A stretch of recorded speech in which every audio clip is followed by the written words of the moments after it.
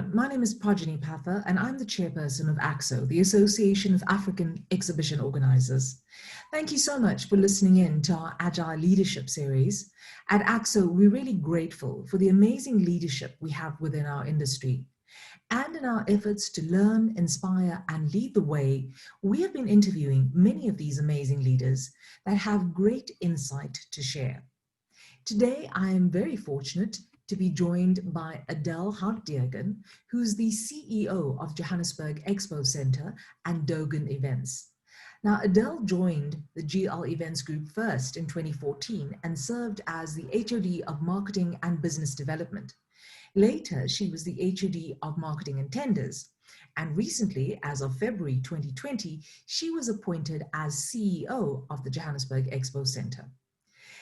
And what an amazing year to be appointed CEO and to be at the helm of a company at the start of COVID-19. But thankfully, her passion lies in growth, innovation, and strategy, and those are strengths that has been of great assistance to her this year. So Adele, welcome and thank you for joining us. Thanks, Prajani. Thank you for having me and thank you for the initiative. It's wonderful to have a platform to talk about the industry and where we all find ourselves in these times. I'm glad we get to hear your voice.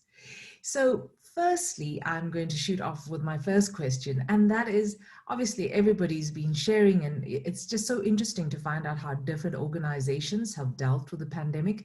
And you coming in as CEO and at this point in time, what can you tell us about how quickly your team evolved when COVID-19 hit in March this year? So I must say, from my team, I've been so impressed with how they have responded under the pandemic.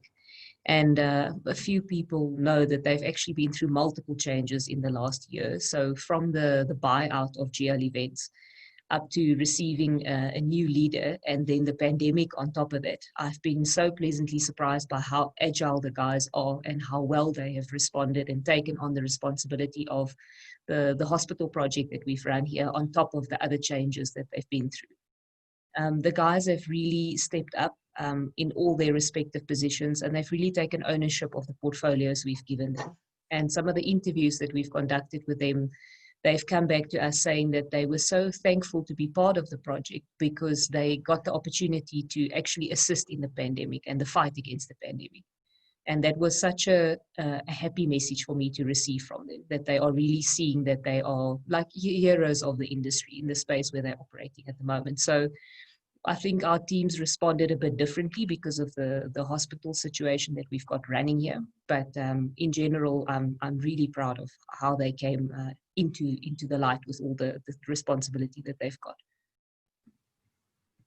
That is truly great. You must be truly grateful to have a team that have responded quickly like that, and especially within these circumstances. I just want you to do one thing for me. Can you pull your screen a little bit towards you so that you have less white space on the top of you, Adele? Can you tilt your screen? Help? More? Yeah, slightly more. More. There we like go. That. There we okay. go. That's better. All right. Close up. Close up, yeah. Okay, there you go.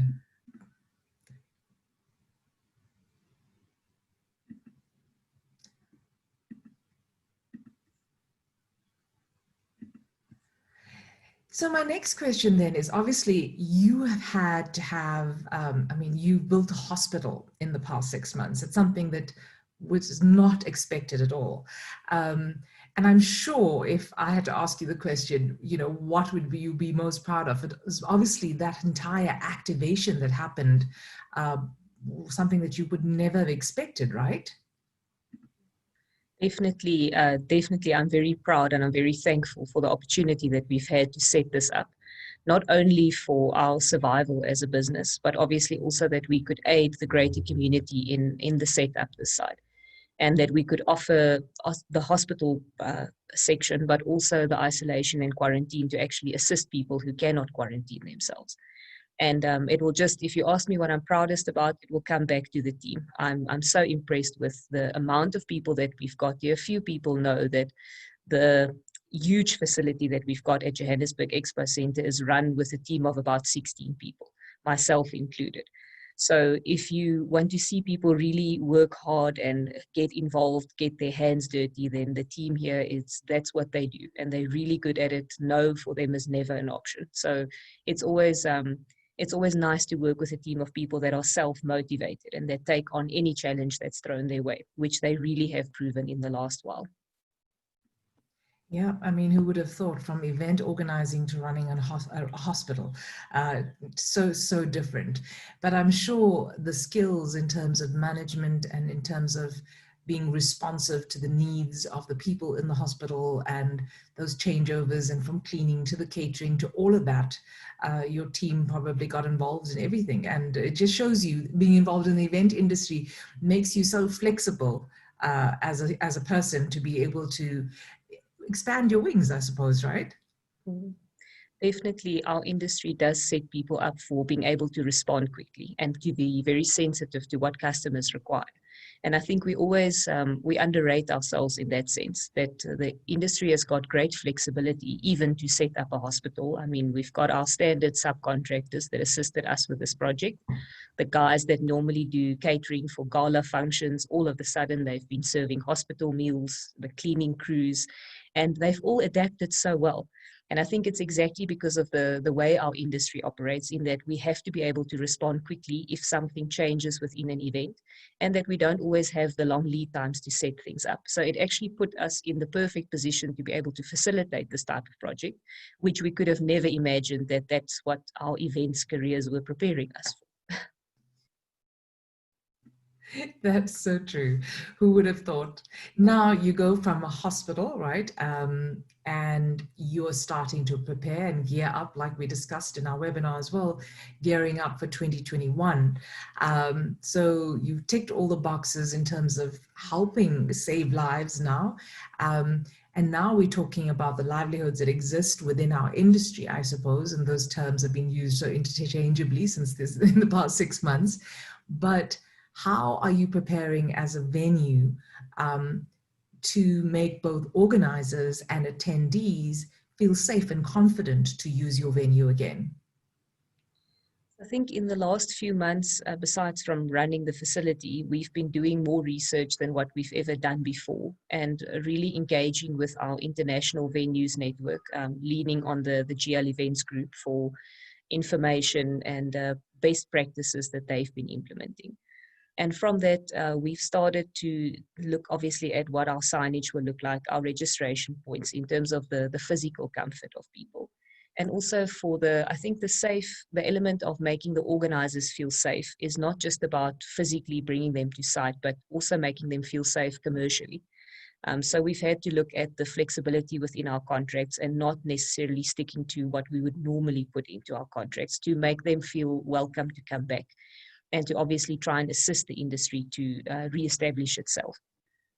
So those are the main things that we've been working on. And we've got a few short-term and longer-term plans in place. But I think our big launch will come as soon as we know what the regulations are going to be in terms of the government.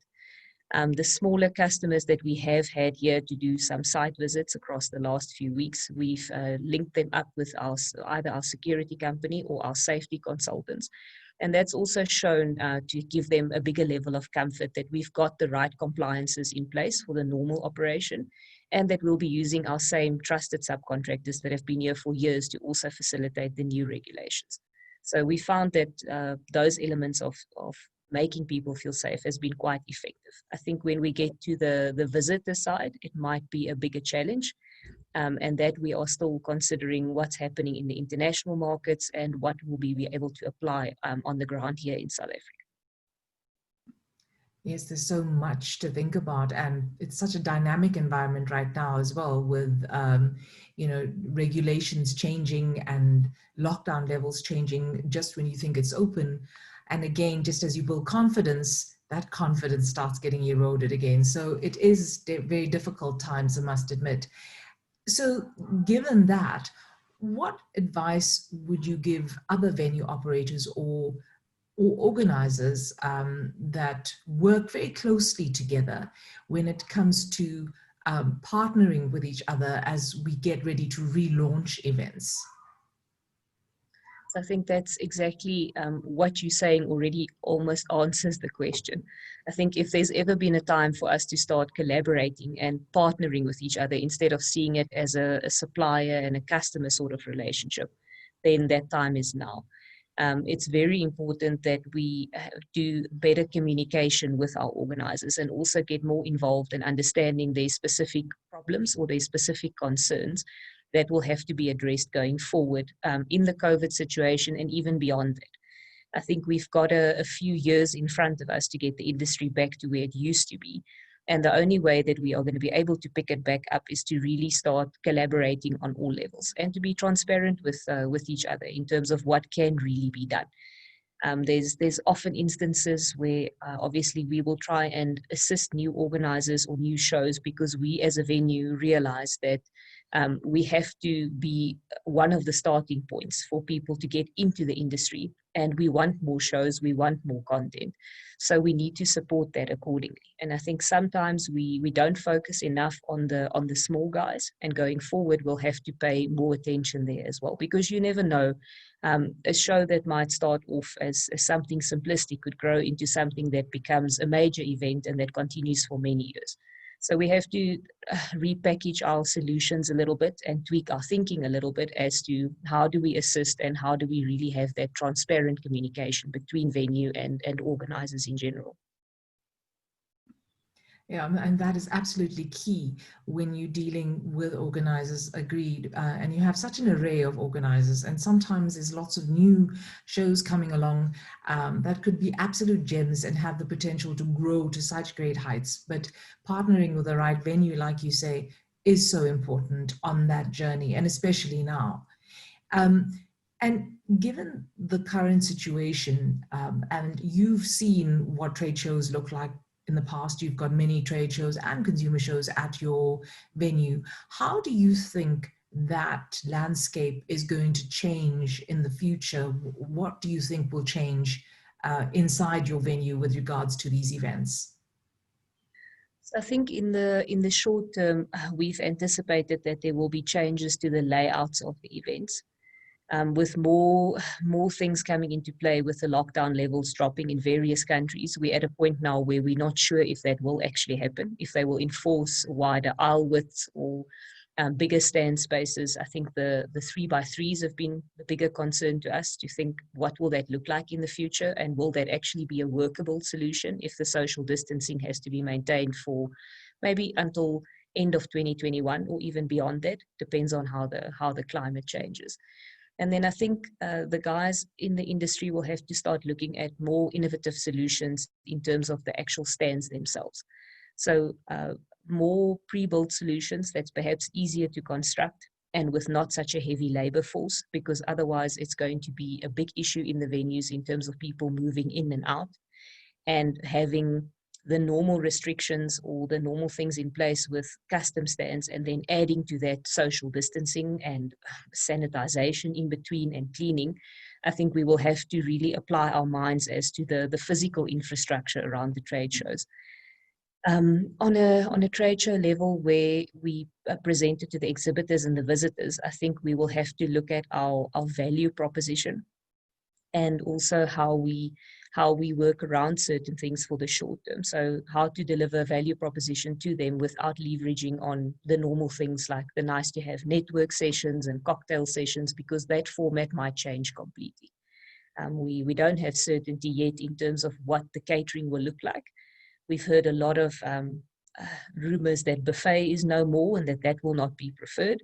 So we'll have to start applying ourselves as to how do we give still a nice networking experience that's still intimate and not seen as too much social distancing, I suppose. So combining those elements under new regulations. And how do you think, obviously encompassed in that, do you think that digital and hybrid events will play a stronger role inside these trade shows and consumer events going forward, or will we just go back to normal once having all been fatigued by digital by the end of it all? From a personal perspective, I would think that towards the end of the year, people are going to be zoomed out completely. Already a lot of the interactions that I'm having, people are like, I want to see you, I want to come speak to you, I don't want to interact with you over a PC anymore. So if I look at that, and I say personal perspective, but also the recent reports that have been released from, I think it's between UFI and Explori. Some of the stats that they showed in there is that up to 79% of visitors are saying that the face-to-face element is what they miss the most. So I think it would, the digital has got its own space, and it obviously would help us to expand the footprint and the visibility of every event, that it's more inclusive for people who cannot travel or who don't want to travel. But I do think that the face-to-face element will always be important, especially on the business-to-business shows, because that is how people, they get their sales leads that way, and you want to have that face-to-face experience to build a relationship with someone. It's very difficult. I'm from a sales background most of my career, and I cannot imagine how I would have sold most of my solutions if I had to have done it over a video call. I don't think I would have managed. So I will always support that. The face-to-face, we need to find a way of reconfiguring spaces or layouts to bring that back safely, because people are definitely, that is what they're looking for. And then talking about, on a personal note, how do you stay positive amidst all of this and, you know, look after your own well-being to try and keep sane so that you come out standing? I don't know at this point if any of us are completely sane anymore. I think we've also changed our definition of what does sane mean at this point in time. But yeah, from a personal perspective, I find it easiest to stay on track if I stay within a routine. So I try and maintain my normal routine, even though I'm in a very abnormal situation. So I try and stick to exercise routines, engaging with friends and family, however, when I have the time to do that as much as possible. And then also to make time to just really become quiet and switched off. I think what we do these days that negatively affects us is that we are too connected. We are forever online, we're on our phones, and we are absorbing all of this information that tends to make us very anxious. So I'm a firm believer of, at a certain point in time during the day, put the phones down, switch off the TV, and just be. Whether you go and sit under a tree or just be in nature and just become quiet, I find that's something that keeps me centered. It's difficult for me to relax when I'm watching TV or if I'm on the phone. That for me just makes things worse sometimes. So I have to get into like a zen zone. That's the only thing that keeps me sane. And I think just before lockdown happened, you know, we were all going through these phases about watching your screen time and monitoring, and there were all these talks about how much people are so absorbed in their phones and trying to create those spaces. And then we were thrown into these 6 months where you were even more than ever having to, not just your phone, but there were so many screens that you were dabbling in, right? Yeah. Absolutely crazy. But you are so right. That Zen time, that me time is so important, especially when you're in a current situation like this, and when you're a leader in this industry as well, and there's so much of responsibilities on your shoulders. And you know, you're dealing with so many levels of businesses, from suppliers to the industry, both small and large. You've got various venue partners that you work with. You're working on an international scale, and you're working with different organizers within the industry. And obviously, the scales of the company differs, but each of them are owners of businesses or run businesses. What advice would you have for all those owners and business directors in our industry right now? I think at the moment it's difficult to give a all-in-one sort of solution for everyone. But I think from a leadership perspective, and I was actually having a conversation with one of my team members about this earlier. I think as leaders, one of the focus points for us right now has to be to really engage with our staff as well, and to make sure that we are not only perceiving people as in a space where they are okay, whilst they might also be struggling and going through things that they have not had to deal with before. And as much as we offer as businesses the opportunity for growth, I think we also need to look at being caretakers in this space and being a bit more sensitive and aware of situations that our individual team members might be dealing with.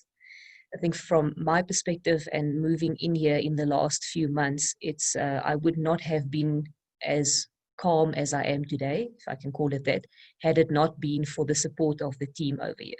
And it's equally important for me to support them again to make sure that they are in a comfortable space.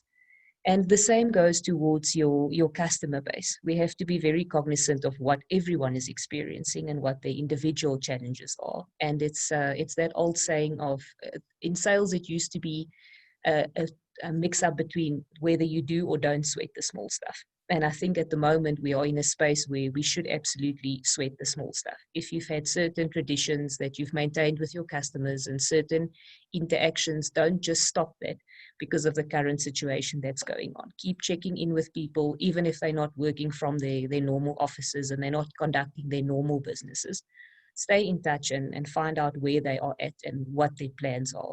And just keep the engagement going. I think we can plan a lot with the downtime that we've got, but at the end of the day, the landscape is evolving so fast that whatever plans we've got now, if I look at what we planned a few months ago, already now we wouldn't be at a point where we could implement. So it's important to stay in contact with everyone and do your planning, but still make sure that it's aligned to what the expectation is out there. Absolutely. I cannot agree more. You're right. We can get so caught up in the strategy and scenario planning and figuring out all these high level items and forget about the people. And that people are at the crux of all our businesses, whether they would within our organizations, whether they within the ecosystem of the suppliers that we deal with and the clients that we deal with. And again, yes, like you said, that purposeful interaction, I suppose, of the things that you did and not forgetting those. Very, very good reminders to all of us, definitely. Thank you so much, Adele. We really, really appreciate all your input and all your insights. You've been working exceptionally hard and you've obviously learned so much in this year as well, I'm sure, as the rest of us. I think I still have yet to come to a conclusion whether this was the best or the worst time to take over a business. But I think at the end of the year, we can have this conversation again and I'll have a better answer for you. I can only imagine. Well, we'll definitely touch base with you again at the end of the year. But from all that you said, I can see how your heart and soul has been in the right place in everything that you've done at JC with your people and empowering them and making sure that all your stakeholders are seen to. I think it's been always steps in the right direction for you guys. And I think JC is very fortunate to have you at the helm right now. So we thank you for sharing all that has been happening behind the scenes. And to everybody that's been listening in, we thank you all for joining us. We always appreciate your support to the industry. And we hope that you still catch up with the rest of our Agile Leadership series in the weeks to come, as we will be interviewing many more leaders who will be sure to inspire, support, and assist you in your journey ahead. I'm Prajani Patha, Chairperson of AXO.